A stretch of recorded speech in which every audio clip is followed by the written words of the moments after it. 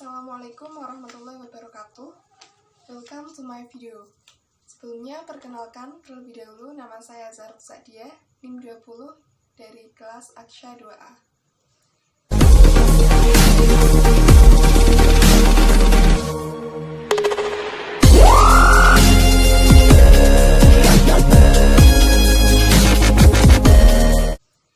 Di kesempatan kali ini saya akan membahas tentang teori permintaan dan teori penawaran, serta studi kasus tentang melonjaknya harga bahan pangan menjelang Ramadan dan Lebaran. Sebelum ke studi kasus tersebut, saya akan membahas teori permintaan terlebih dahulu. Apa sih permintaan? Permintaan adalah banyaknya jumlah harga barang yang diminta pada pasar tertentu, pada tingkat pendapatan tertentu, dan dalam periode tertentu. Dari definisi tersebut dapat disimpulkan bahwa teori permintaan disebabkan oleh beberapa faktor, antara lain yang pertama ada harga barang yang diminta, yang kedua jumlah penduduk, yang ketiga tingkat pendapatan, yang keempat selera dan estimasi di masa yang akan datang, yang kelima adanya barang substitusi. Apabila faktor tadi itu tetap dan stabil, maka teori permintaan hanya bisa ditentukan oleh harga. Jika hal ini terjadi, maka akan menimbulkan perbandingan terbalik antara harga dan permintaan dan perbandingan lurus dengan penawaran. Perbandingan terbalik antara harga dan permintaan tersebut dapat juga disebut sebagai hukum permintaan. Lantas bagaimana sih bunyi hukum permintaan? Nah, hukum permintaan berbunyi apabila harga naik, maka permintaan akan turun, dan itu pun terjadi sebaliknya. Apabila harga turun, maka permintaan akan naik secara otomatis. Selanjutnya akan membahas tentang teori permintaan dalam perspektif Islam. Secara keseluruhan, teori permintaan dalam perspektif konvensional hampir sama dengan teori permintaan dalam perspektif ekonomi Islam. Yang membedakan hanya adanya batas-batasan tertentu yang sesuai syariat Islam dalam ekonomi Islam. Teori permintaan Islam membahas tentang komoditas barang halal, barang haram, dan hubungan antar keduanya. Tetapi dalam ekonomi konvensional, semua komoditas bisa dimasukkan, bisa dinilai sama. Jadi, semua komoditas dapat digunakan sesuai dengan keinginan. Selanjutnya, yaitu teori penawaran. Apa sih penawaran itu? Penawaran adalah banyaknya barang atau jasa yang tersedia dan dapat ditawarkan oleh produsen kepada konsumen pada setiap tingkat harga pada periode tertentu. Hukum penawaran berbunyi bahwa semakin tinggi harga, maka semakin banyak jumlah barang yang tersedia atau ditawarkan. Sebaliknya, semakin rendah tingkat harga, maka semakin sedikit pula barang yang ditawarkan. Lah, faktor yang menentukan teori penawaran itu apa sih? Nah, faktor yang mempengaruhi teori penawaran yaitu ada 6. Yang pertama, harga barang itu sendiri. Yang kedua, harga barang substitusi. Yang ketiga, ada biaya produksi. Ada teknologi yang semakin maju ya, kemajuan teknologi. Yang keempat, ada pajak. Dan yang keenam, ada perkiraan di masa akan datang. Nah, tadi kan kita sudah membahas tentang teori permintaan, dasar-dasarnya ya, teori permintaan dan teori penawaran. Selanjutnya kita ke studi kasusnya.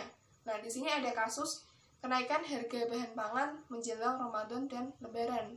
Nah, sebentar lagi kan kita puasa nih, menjelang Ramadan, kurang lebih 29 atau 28 hari lagi ya. Nah, pasti kan banyak barang yang dipersiapkan untuk mempersiapkan bulan suci Ramadan itu. Kenaikan harga menjelang Ramadan dan Lebaran itu sudah menjadi kebiasaan ya, menjadi fenomena yang berulang yang seolah tak tak terlindungi, tak terhindarkan dari kita ya, dari ibu-ibu rumah tangga. Sesuai hukum ekonomi, fenomena ini sebenarnya wajar-wajar saja, di mana ada peningkatan permintaan, maka harga barang pun akan melonjak. Pedagang pun tak mau kehilangan kesempatan untuk mengambil untung lebih besar ya. Jadi ada permintaan yang meningkat, harga otomatis melonjak, dan di saat itu juga para pedagang mencari keuntungan yang sebesar-besarnya nih. Tapi tidak urung hal ini meresahkan masyarakat, terutama pada tingkat yang berpenghasilan minim. Dari kasus tersebut terkait dengan hukum permintaan dan penawarannya, yaitu salah satu hal yang menyebabkan harga barang tertentu merangkak naik adalah prinsip supply dan demand. Seperti salah satu hukum ekonomi yang mengatakan bahwa apabila permintaan meningkat dan barang tidak ada, maka akan cenderung terjadi kenaikan harga. Jadi kalau barang yang diminta meningkat tapi stok barangnya menipis, maka harganya akan melonjak. Hal ini dilihat dari waktu terjadinya kenaikan harga. Kenaikan harga suatu barang sebagian besar terjadi karena faktor gagal panen. Seperti kemarin kan cabai naik tuh, mahal banget. Nah, itu disebabkan karena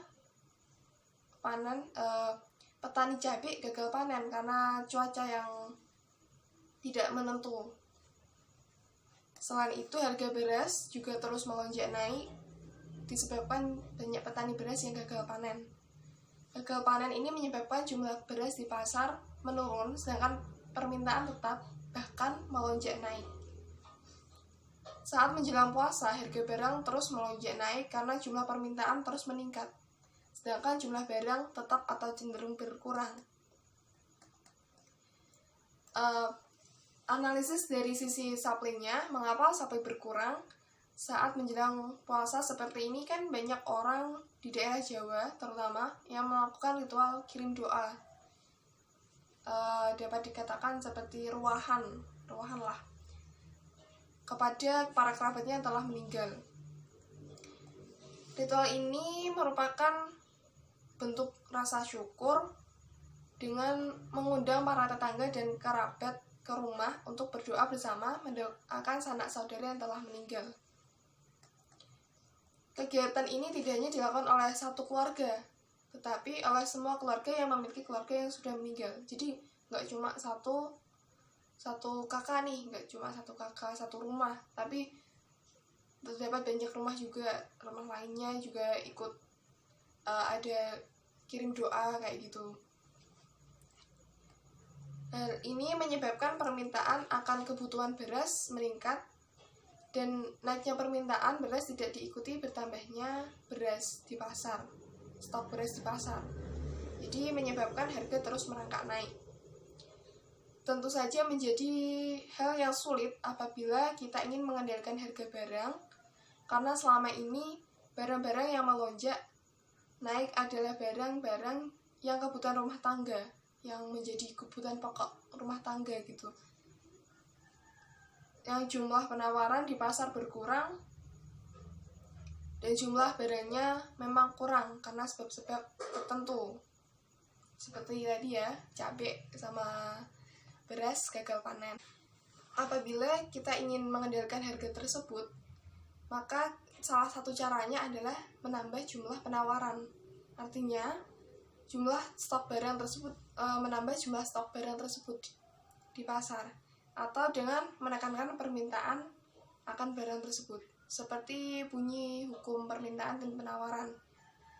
Apabila penawaran akan suatu barang semakin naik, namun permintaan akan barang tersebut berkurang, maka harga barang pun akan turun.